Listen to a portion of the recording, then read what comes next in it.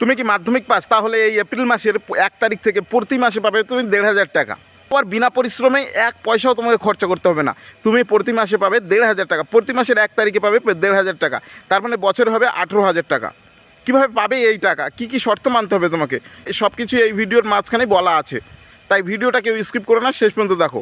প্রথমে এই ভিডিওটা একটু ছোট্ট করে দেখে নাও। বিশেষ করে যুবসাথী যে প্রোগ্রামটা আছে, যে স্কিমটা নতুন করে লঞ্চ করা হয়েছে মাধ্যমিক পাশেদের জন্য, মাধ্যমিক পাস যারা করবে 21 থেকে 40 বছর, তাদের যেমন পরিষ্কার বলা হচ্ছে যে তারা যে কোনো স্কলারশিপে পেতে পারে, সে ঐক্যশ্রী হোক, মেধাশ্রী হোক, স্মার্ট কার্ড হোক, বা শিক্ষাশ্রী হোক, বা Swami Vivekananda merit cum scholarship হোক, যতগুলো আছে সেগুলোর সাথে কোনো এফেক্ট করবে না এটা।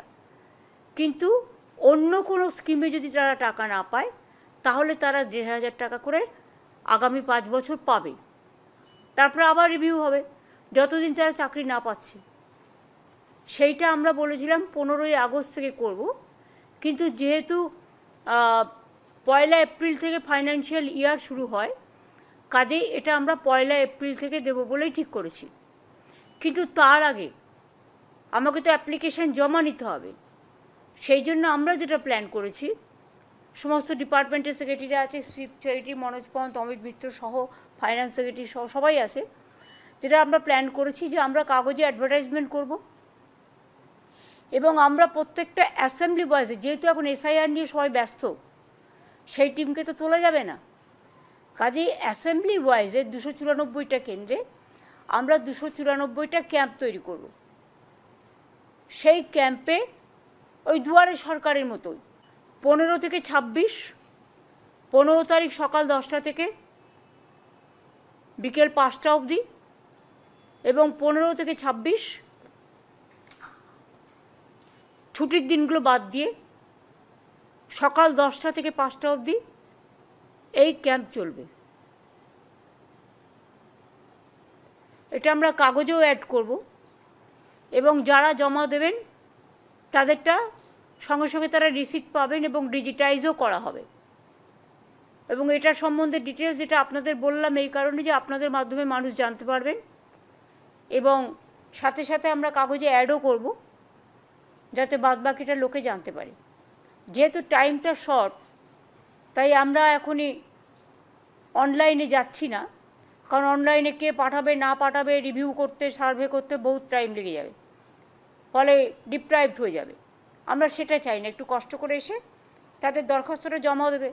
তোমাদেরকে একটু বুঝিয়ে বলি, আমাদের রাজ্যে চালু হয়েছে নতুন একটা প্রকল্প, যুবসাথী প্রকল্প।